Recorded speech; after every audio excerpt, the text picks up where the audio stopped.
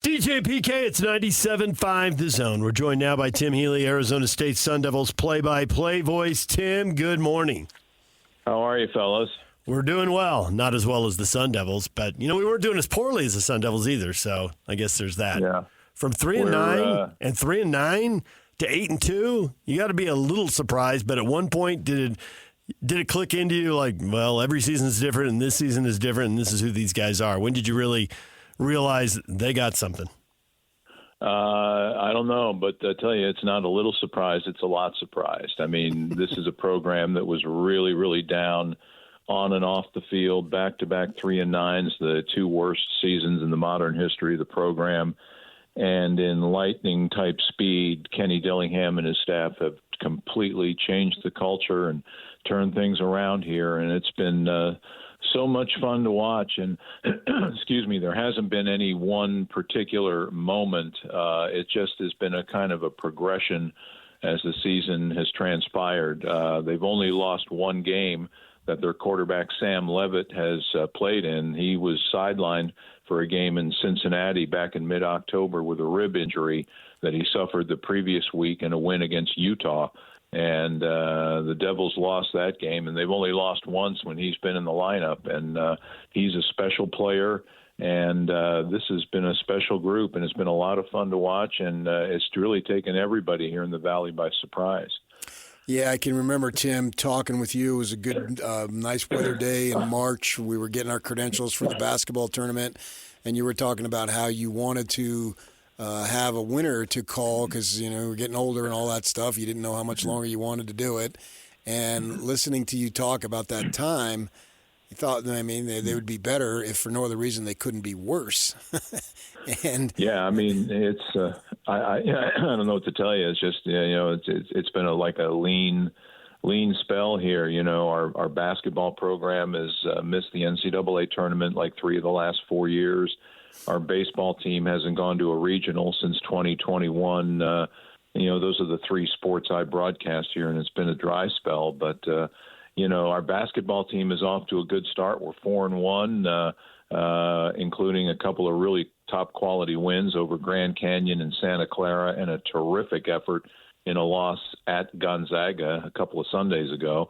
And we have a game tonight at home. We play Cal Poly at home this evening, one of our only 4 non-conference home games this year. Bobby Healey really scheduling aggressively. And Willie Bloomquist, our baseball coach, he's got a highly rated recruiting class, one of the top-rated classes in the Big 12. And I don't know. I think the page may be turning here, and I think this athletic department and certainly our football program getting back to where everyone in Sun Devil Nation would hope it would be. Yeah, and on top of that, the Raiders suck, and the Putty Cats suck too, so that's good. And the Commanders are playing well, although they've lost their last 2 in a row, with former Arizona State quarterback Jaden Daniels at the helm. So it's kind of, I grew up in D.C., so I've been a fan all my life. So it's been a pretty fun fall, to be honest with you, with between my 2 shades of maroon and gold and burgundy and gold, both playing well right now. Yeah, and I was communicating with Graham Rossini a week before last, the new athletic director, and I am not a native. My wife's a native of Phoenix, and but I moved there in time for the 9th grade, so it's still home. I'm going home today, and I'm excited about it. Both of our families all live there. And, I've been waiting for years, literally 40 years, to get what we would call one of our own in there that wasn't there for a paycheck or what have you. And I think we got 2 of them now. We got Dillingham. Obviously, his first words at the press conference almost 2 years ago now were, "I'm home." And then Rossini and his wife, they're Devils all the way. How much difference do you think that matters? And what he did with the staff, he's got the 2 coordinators, and it seems like everybody else was either a high school coach or a player on that staff, Hines Ward excluding, but his credentials speak for themselves. So it just seems like it matters more. Oh yeah, he's invested. Kenny grew up in Scottsdale. He went to ASU. His wife went to ASU. They both are graduated from ASU. He has a passion for this place, and it's not often. He's a rare individual in that he's only 34 years old now, and you still have to kind of hammer that home. When I started broadcasting ASU sports on television, Kenny Dillingham wasn't even born yet. The place matters to him, and it's not often you see a guy who in his first head coach, gets his first major college head coaching job at the age of 32, and B, has his first job be a destination job and not a stepping stone job, because this is where he wants to be. He has a passion for this place. He cares. It matters. And he has not only that passion, but the energy. And he's able to transmit that to the players. He relates well to the players because he's not a whole heck of a lot older than the players. He's playing the games they do, Halo or whatever it is. I don't know. That's a totally different world to me. But he's in that realm. He's in that world. He relates to the players. They love playing for him. And he's got a really good staff. He's got a really, really good staff. I think Brian Ward is one of the best defensive coordinators in the country. His offensive coordinator, Marcus Arroyo, is a former head coach at UNLV. And, of course, as you mentioned, they brought in Pittsburgh Steelers Hall of Famer Hines Ward to coach the wide receivers, and he's done a tremendous job not only doing that but on the recruiting trail as well. And just the whole staff, a series of former highly successful head coaches from the Phoenix metro area, coaching some of the top high school programs in Arizona, are now on staff at ASU. And, it's a team effort. This entire staff has helped change the culture and get this team to where it is today, on the verge of playing. Saturday's game will be the biggest game here in over at least a decade and maybe more. When you watch this game, what are you going to be looking for? What do you think the key point is in this game, the key matchup to watch? Oh, that's hard to say. I think part of it is just going to be, from an emotional standpoint, being able to manage the emotions of such a huge game. The game is a sellout, and yet we know there are going to be a lot of BYU fans in the stands. As you know, there's a large LDS population in the Phoenix area, and a lot of them obviously big BYU supporters. Although the Sun Devils have their share of fans. I remember a couple of years ago we were up there and for a game, and I saw people wearing maroon and gold shirts that said Mormons for Devils. So it's going to be, as Kenny phrased it, it's going to be lit on Saturday. Just a great atmosphere, and how the teams manage the emotions.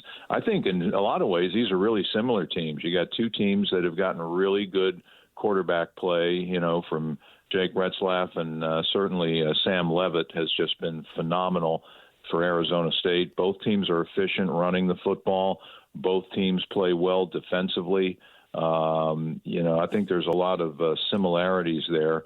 And another factor another similarity they both have, and this is a common trait, I think, in teams that have storybook type seasons like both are having, is that they have outstanding turnover ratios. In fact, they're both tied at +9 on the turnover scale, and that's among the tops in the nation, and obviously in the Big 12 as well. But this is they manage to take the ball away. They minimize their own mistakes.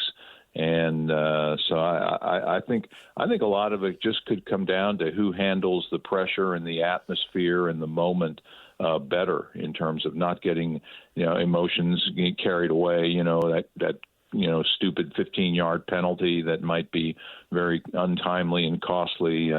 That's something that I'll be keeping an eye on, because, as I said, our players, I think are really appreciative of the fact that, last year they were 3-9, and about this time of year it probably wasn't a heck of a lot of fun to go to practice every day. In fact, the last couple of games of the season, we didn't even have a quarterback taking snaps. Cam Scadaboo and a former tight end, Jalen Conyers, who's now at Texas Tech, were taking shotgun snaps in our rivalry game against Arizona. So it's compelling how much the script has flipped here in the last year. And I personally think that Arizona State's turnaround story is one that has been kind of overlooked by the national college football media. I think only now Are they starting to get the idea that there's a pretty unique story going on in Tempe, about the way this program has come back from, back-to-back 3-9s and NCAA sanctions for COVID-era recruiting violations to the point where they now, with 2 weeks left in the season, have a legitimate chance to go to the Big 12 championship game. I call him Scatabooyah when he makes those big runs. And you've seen him.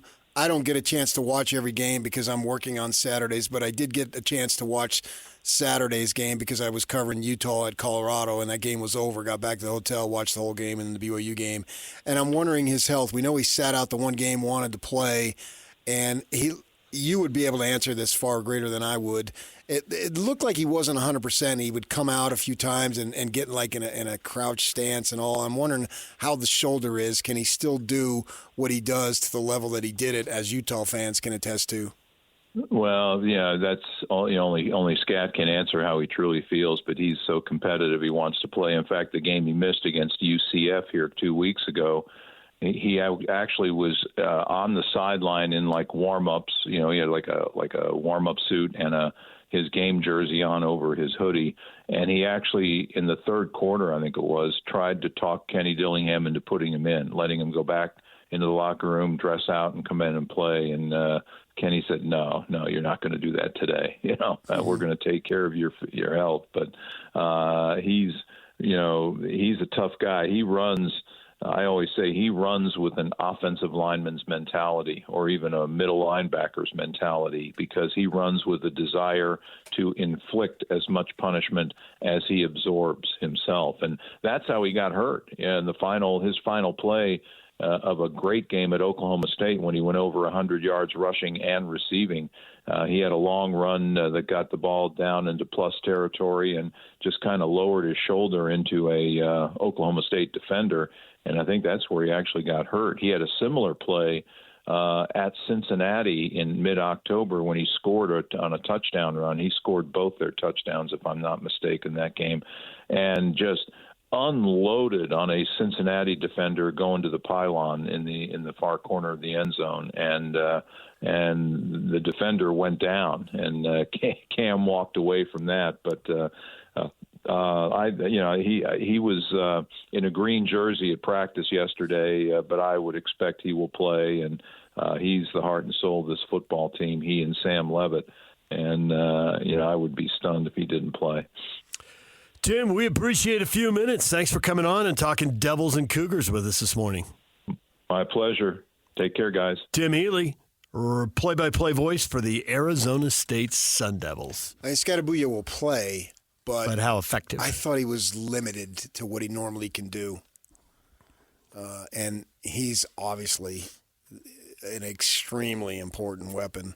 I think the quarterback, I'm going to go with the quarterback is the most important position on the field.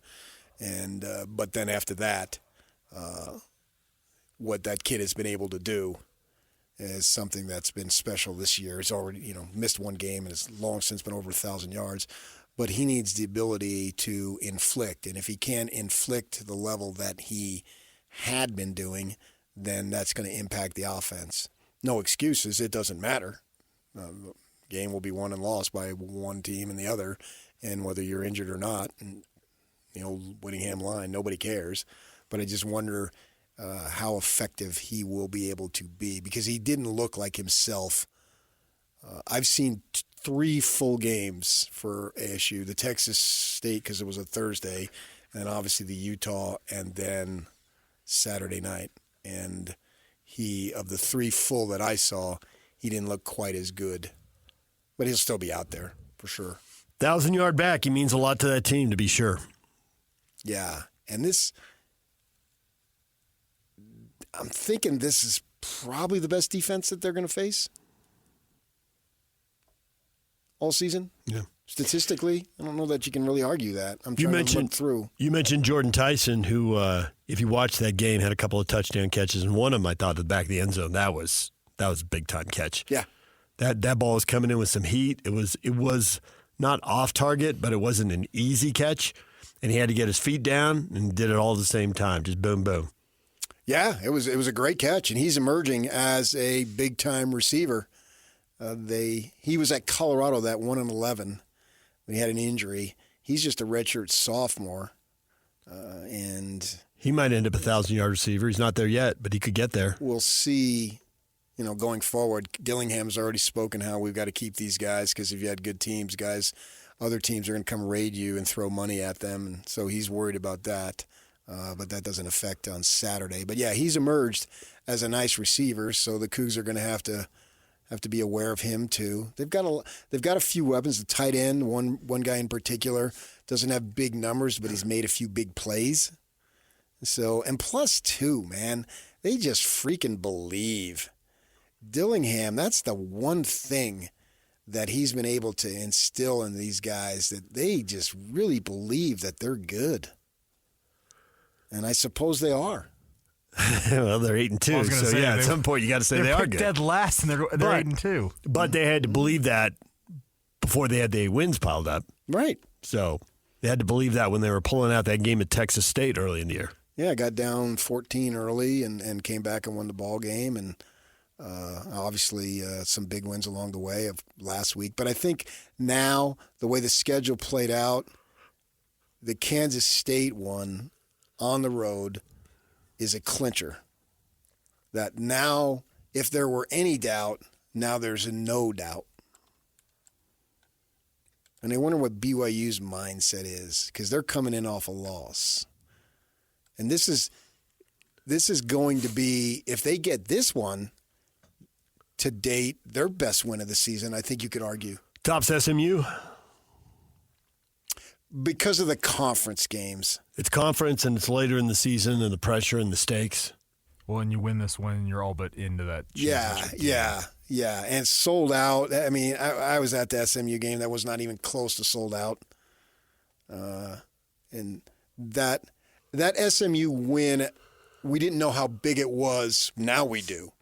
But we have no doubt Saturday, if you win this ball game, this is a huge win. You know it the second the clock hits zero. 0 against Kansas. Yeah, and you weren't really sure how big the SMU one was. Not to take away from it, because no, they deserve it. They won the ball game, no doubt about it. But SMU, they had the coach on last night, and they're talking about how you change quarterbacks. So it's almost like they're downgrading BYU because at that point they hadn't switched to Jennings full time. Well, that's on the friggin' coaches. That's got nothing to do with BYU. I'm going to knock BYU because, and I'm watching. We were all watching that game. I was there. I think this is the kid that should be playing. He's better than the other guy. So that was a no-brainer. They should have figured it out early. They should have figured it out during the game or figured it out the week before or something.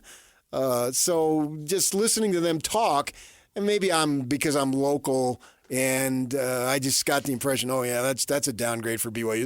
They hadn't settled on their quarterback yet. Well, there's got to be a reason the committee has SMU in front of BYU. We know they know that BYU beat SMU. Yeah, they're jerks. That's the flat-out reason. They are jerks. I better not see any of them in an alley. That's all I'm saying. Don't give me that look. I better not see you in an alley. You better get out of here at 10:01. You better be out that door, in that car, in the back seat with the guy driving you back to the palace. Nice. Jeeves, home. DJ PK, it's 97.5 The Zone. It's a Win Tickets Wednesday. Who wants tickets? We got tickets to see the Goo Goo Dolls with Dashboard Confessional. Summer Anthem Tour at the Utah First Credit Union Amphitheater, August 26th. Caller 12 right now, 801-575-ZONE, 801-575-ZONE. Caller 12 will send you to the concert. Everything you missed in this show, next. This is Jake Scott and Ben Anderson.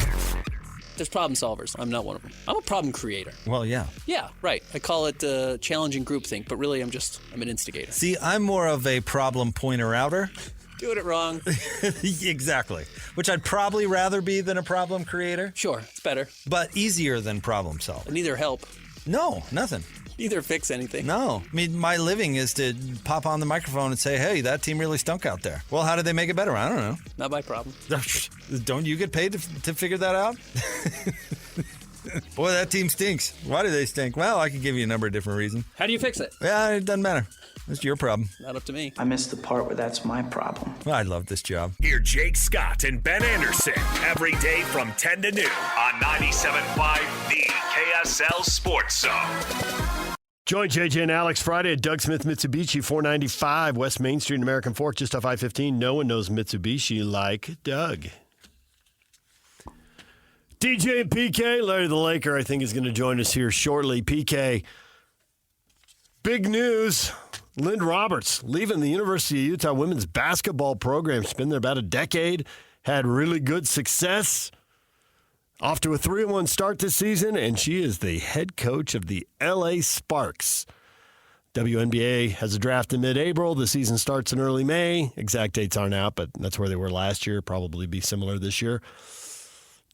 We've seen football coaches leave before the bowl game, and now we see players leave before the bowl game, and we'll see players leave before the playoff. But this is a new one. 4 games in. I'll go with I'm surprised because I definitely didn't know it was coming.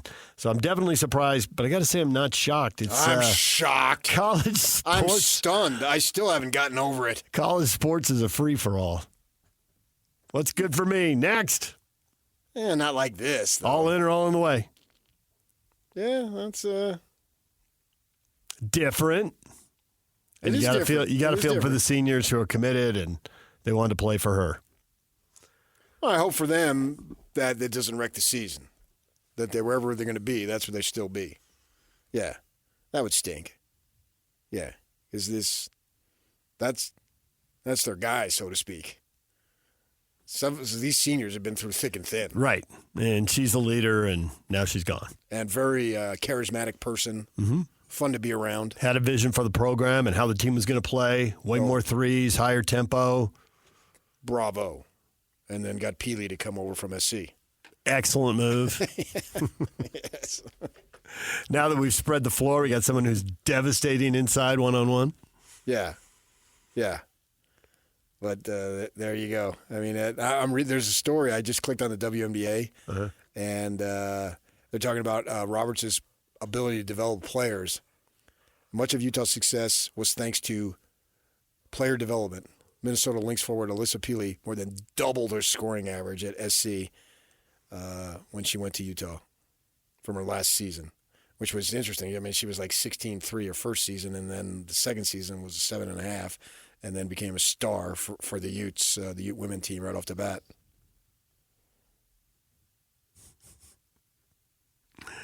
Joining us now, a guy who probably had who's probably right in the middle of this decision, probably made it happen. Larry the Laker. Larry? What's up, boys? This is L.A. ripping off our basketball coach 4 games into the college you guys season. got the Sparks, man. She's going to go coach the Sparks. How about that? What I am unaware of what you were speaking of. But, Your WNBA team that plays in the building you were in last night watching the Lakers and the Jazz just hired away the University of Utah women's basketball coach 4 games into the college season. And they'd had multiple NCAA trips. There were high hopes for them. They got a lot, not everyone, but they got a lot of key players back. And the coach is gone to Los Angeles. And you are Larry the Laker, so you have to wear all things L.A. Yeah, you get the World Series, but you got to wear this too. This is your fault. Again, good for her. I'm sure she got a boatload of money. And isn't that what it's really all about? I mean, come on. Well, it's just a new day in basketball in Los Angeles. Lynn Roberts with the Sparks, Redick with the Lakers. There you go, man. I won't even get on my WNBA rant, but I mean, it's like, last year was the greatest year ever for them, and what a year for women's, and they lost $50 million as a league. I mean, good for them. It's a fun little game, but I'll tell you the one thing that is more true than any other thing in sports. What? Until grown women, start to support and attend women's sporting events, period, they will not be financially viable, because men just really aren't that interested in the product. And, if women are so empowered and all this stuff, then they've got to start to watch. The Sparks, I have no idea what their record was last year or who they, whatever. Except for Caitlin Clark, I have no idea who any of them are. So, but hey, you know who I do know who is? Dalton Connect. Dalton Connect, yeah. Oh man. Did you know he was getting the next shot? Because Jazz coach Will Hardy said after the game, everybody in the building knew except for a few people, and those few people were wearing Jazz uniforms. Funny line. Well, a little disturbing, but funny. I thought it was very funny. I just saw that clip like a half an hour ago. Very funny. What was funny at the game watching that was the person who I was sitting with kept saying the Jazz have got to get out of this zone. As long as they're playing the zone, he's going to torch them. But they hung with that zone a long time. And that, for years, and I mean decades, really, the Lakers have been trying, whether it be trades or drafting, they've been trying to find a pure dead-eye shooter. And it's been kind of a joke around here. Whenever they would trade for a guy who was a great shooter, he would come to the Lakers, he'd forget how to shoot. It's just been that thing. But this kid, I mean, and his release is so quick. He kind of holds the ball up high anyway, but that thing touches his hands, and the next thing it's gone. And like last night, it's usually in the bottom of the net, too. So that was very impressive, very impressive. Yeah, I would have thought that Bronny would have been the best rookie the Lakers had. Yeah, Bronny. Hey, you know what I'm fascinated about? That people all over basketball are kind of obsessed with Bronny. And honestly, here with the Lakers, nobody cares. I mean, it was a publicity move. It was cute for a gamer, but wasn't he? I believe he was the second to last pick in the NBA draft. Historically, that pick has like a 1 in 100 chance of playing in the NBA. It's very rare anyway. So they took a flyer on a kid. The good thing is their G League team. Take a flyer. Well, their G League team, who plays down the street from me, is selling out their G League games because people want to see Bronny. So, hey, whatever. But, he'll never be a factor. That was just a favor. I'm to go deeper, I'm very much against the way LeBron, in many ways, has hijacked the franchise. We could do a whole, show on that. But this thing, nobody cares, And the Dodgers won the World Series. By the way, are you aware of that? The Dodgers won the World Series. Yeah, we heard. Congrats. Now they're going to go buy Juan Soto. Yeah, you spent $1 billion. You're going to spend another $1 billion. Whatever. And this other Japanese guy who's right there with Yamamoto, he's coming out. Right. They're going to buy him, too. Well, the thing, I did not know this because I'm not an expert on Major League Baseball salary structure.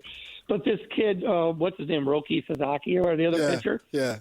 Apparently, when they post a team in Japan, his team posted and makes him available. Yeah. There's like a 6-year basic cap on his salary. Right. He can only make he would actually be I guess after 4 years, he would be eligible for arbitration, so he'd get a good bump there.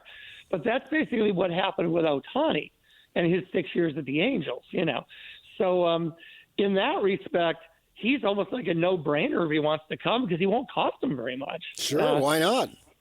Maybe they could use him in long relief.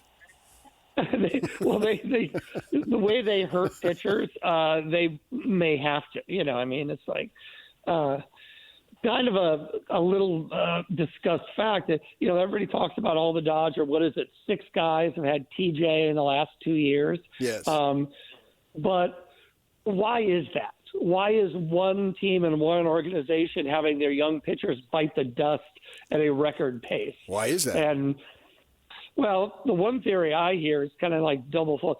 The Dodgers, as you know if you watch baseball, are very cognizant of pitch count and not letting guys go deep into games and everything. So on one hand, you're taking young pitchers and not letting them pitch more than like 80 pitches or so. So they're not building up a hardcore strength in their arms. But then on the other hand, the major thing the Dodgers stress with their pitchers is increasing velocity.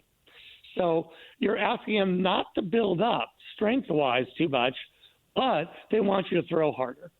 And, who knows? It could just be an amazing coincidence. But like I said, six young pitchers, like in Walker Buehler's case, his second Twice. PJ surgery. Yeah.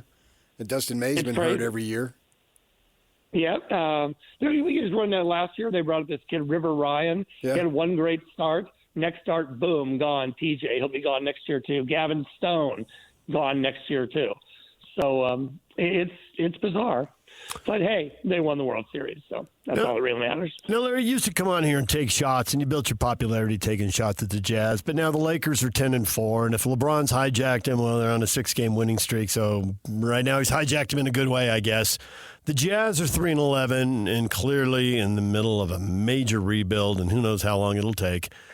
Can you throw Jazz fans a bone magnanimously and look at one of their young guys and say, I believe in that guy? Because that's what Jazz fans are looking for right now. They're looking at the young guys thinking, who can I believe in? Who's the guy? Can you look at any one of them and say, yeah, that guy? You know what I would say to Jazz fans is at least you got hockey now. There you go.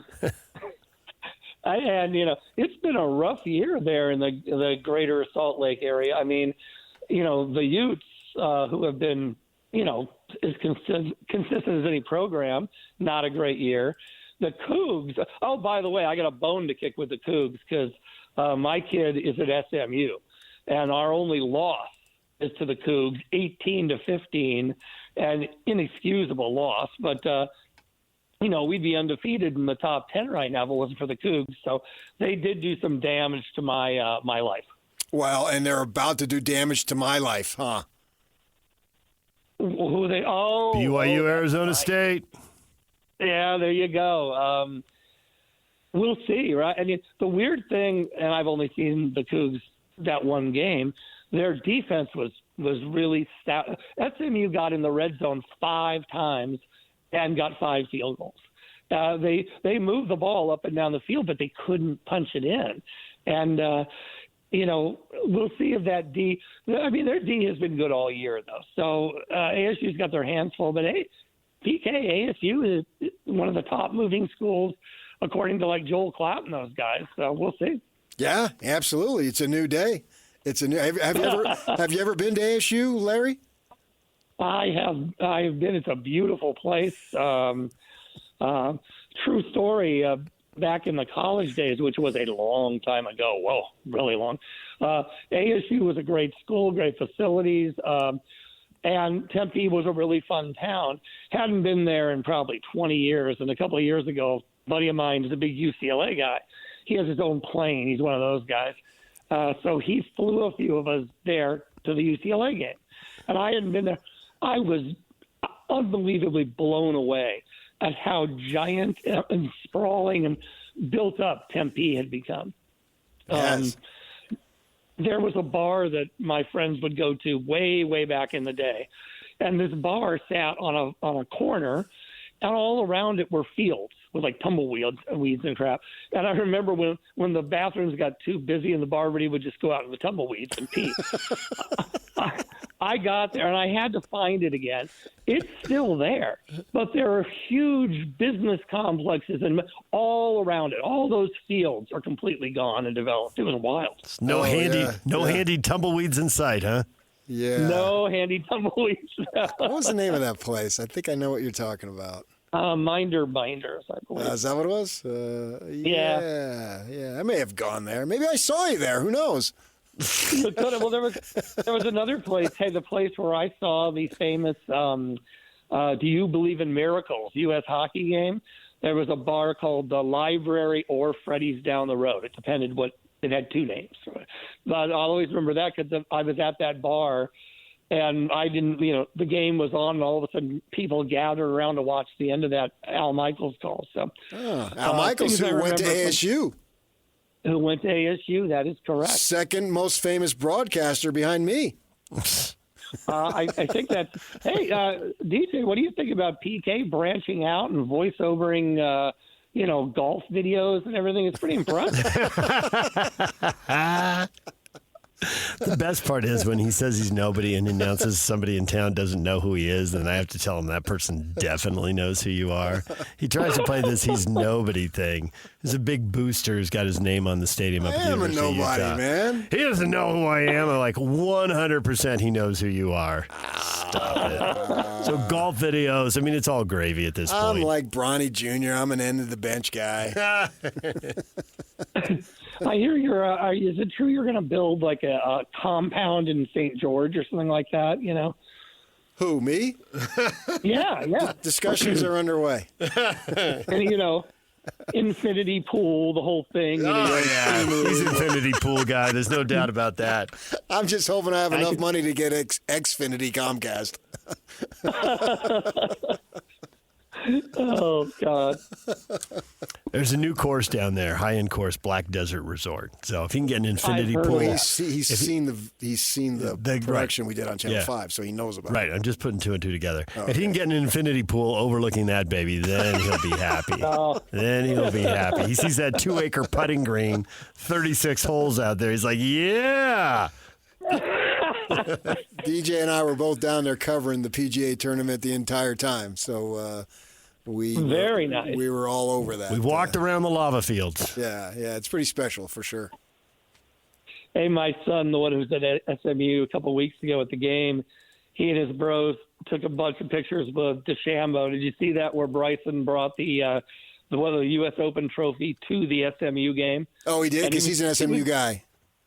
Yeah, he's an SMU guy. He and the other very famous was Payne Stewart, was an SMU guy. Oh, was he? But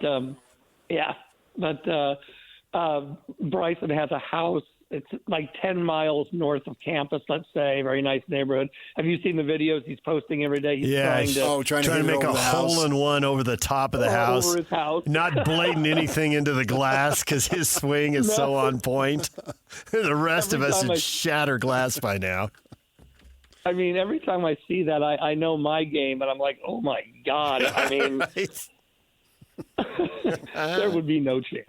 Scuff that Maybe thing if they right have doors in the open, you can go through it. through the house. Well, hey, you know, and I've got to make one other Laker point here. So far, and it's very early, but been quite impressed with Redick as far as his. I mean, who knows about the X's and O's? They're clearly playing better basketball this year.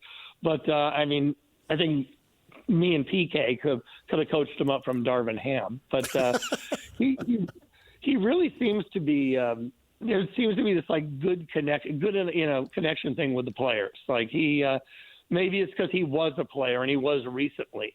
So they kind of respect that or something. But so far, we'll see. As long as Davis stays healthy. Yeah, because he's having an MVP season. And when did we see this? During the Olympics, we saw if you used AD the way the Lakers are now using him, how good he could be. They were trying to put him into this, box where it stay down in the low post. You're a center. No, he's great when he can roam the floor, and I mean he's so great defensively, even on guards. And so they're using him the same way the Olympic team did. And, yeah, he's having an MVP season, so we'll see. But, yeah, it's a long way to go. All right, Larry, good to hear from you. Enjoy the Dodgers' $1 billion World Series title, and we will talk to you again at some point. I just it's not my money, so whatever it takes to win. Right. All right, thanks, Larry. All right, gentlemen. DJ and PK, when we come back, your feedback next. A lot of you weighing in on BYU tumbling down to number 14. That's next. Stay with us. And it's all over almost here. Don't go nowhere. DJ and PK, it is time for your feedback. What do you have to say about today's show? We've been sitting here yammering on for 4 hours. Ray is not worried about BYU tumbling all the way down to 14. What do you think? He says, well, just win and it'll all work out. Sure. But I think it's a bigger issue here. You're talking about respect for the conference. And the conference doesn't get it. Right. And it looks like they're just waiting for an excuse to dump on the conference. And this isn't a singular BYU issue. Don't let the undefeated team get too high. Right. And if they lose, make sure you drop them 8 or 9 spots. Yeah. This is something to be worried about. because you want your conference to close the gap as much as possible with the other two, recognizing it'll never be closed, but you want to be treated from a fair and equitable standpoint with your football teams. And so what does it mean? Are we going to – who wants to see 8 of the 12 from the same conference? Nobody, but it might be 9. Yeah, actually – if Notre Dame there's 2 botches, people who do. You're right. If nobody in our the SEC and the SEC Big and the Ten. Big Ten. Yeah, but in our listening audience, we got Big 12 fans. Right. So this has a dwindling, or at least what am I looking for? Connected effect on Utah down the line, the Devils, name it. Yep. And it doesn't look like it's changing. 1 bid, not 2. If Notre Dame messes up, I mean, if Notre Dame wins out, they're in. But if Notre Dame loses to Army and or USC, a second loss, given how thin their resume is. They're going to have to win the ACC title game. They're not in the ACC title game.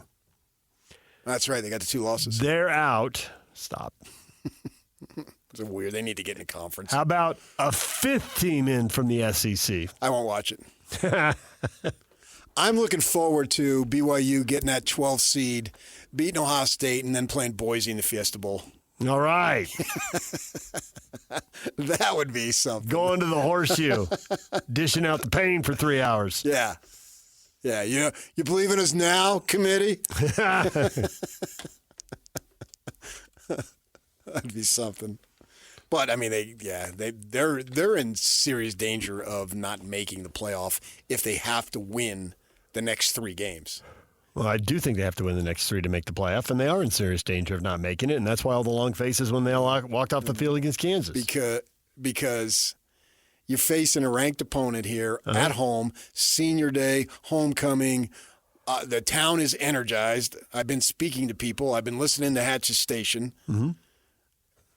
They're energized. They're fired up. The Cardinals had a bye last week, so there's only so much you could talk about those guys. And all those things, and then turn around, assume Houston is a win, then you got another one. You got to win against a ranked team. Yes. That's tough. It is. But that is the path. But that's tough with or without the loss or win against Kansas. That doesn't really change anything. You could make the case if they suppose they're they've played 10 games. They're 10-0. They beat Kansas. They convert that drive, whatever. They still could have lost 2 out of 3. Yeah. Lose at ASU. So I don't know that anything really changes. Now they got to win one of those or both. There's always a good chance to get in as a 1-loss team. But it never looked like a good chance to get in as a 2-loss team. Right. Although it could happen. But that was stupid that if they would have lost 1 loss, go 11-1, and then lose a close game in the title game. That really bothered me. But now it's obvious. Right.